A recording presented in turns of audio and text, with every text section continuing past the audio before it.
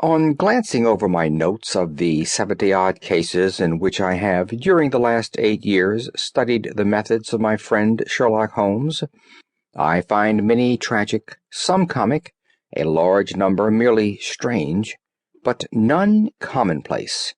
For working as he did rather for the love of his art than for the acquirement of wealth, he refused to associate himself with any investigation which did not tend towards the unusual and even the fantastic.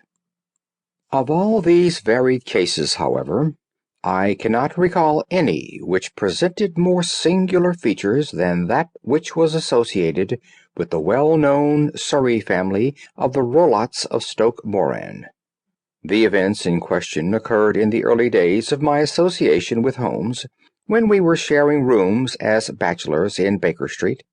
It is possible that I might have placed them upon record before, but a promise of secrecy was made at the time, from which I have only been freed during the past month by the untimely death of the lady to whom the pledge was given. It is perhaps as well that the facts should now come to light, for I have reasons to know that there are widespread rumors as to the death of Dr. Grimesby Roylott, which tend to make the matter even more terrible than the truth. It was early in April in the year '83 that I woke one morning to find Sherlock Holmes standing, fully dressed, by the side of my bed. He was a late riser as a rule, and as the clock on the mantelpiece showed me that it was only 7:15, I blinked up at him in some surprise, and perhaps just a little resentment, for I was myself regular in my habits. "Very sorry to knock you up, Watson," said he, "but it's the common lot this morning. Mrs. Hudson has been knocked up. She retorted upon me, and I on you." "What is it, then? A fire?" "No, a client. It seems that a young lady has arrived in a considerable state of excitement, who insists upon seeing me. She is waiting now in the sitting-room. Now, when young ladies wander about the metropolis at this hour of the morning, and knock sleepy people up out of their beds, I presume that it is something very pressing which they have to communicate. Should it prove to be an interesting case, you would, I am sure, wish to follow it from the outset.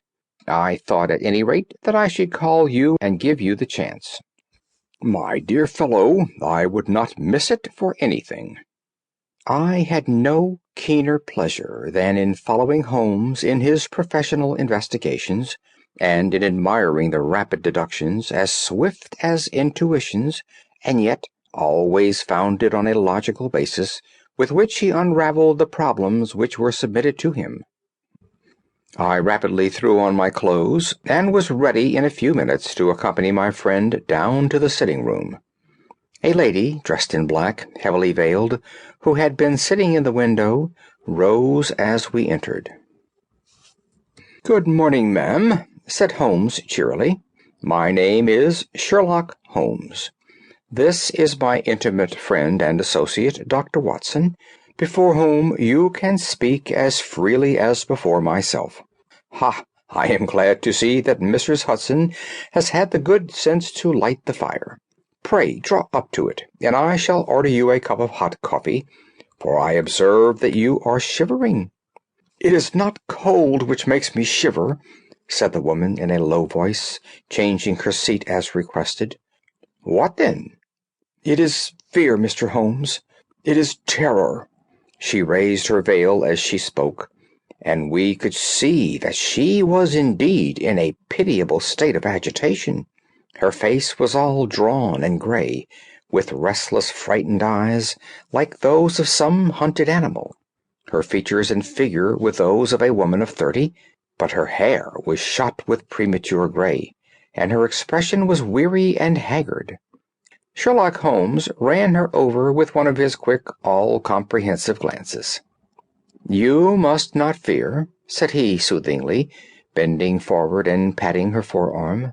"We shall soon set matters right. I have no doubt you have come in by train this morning, I see."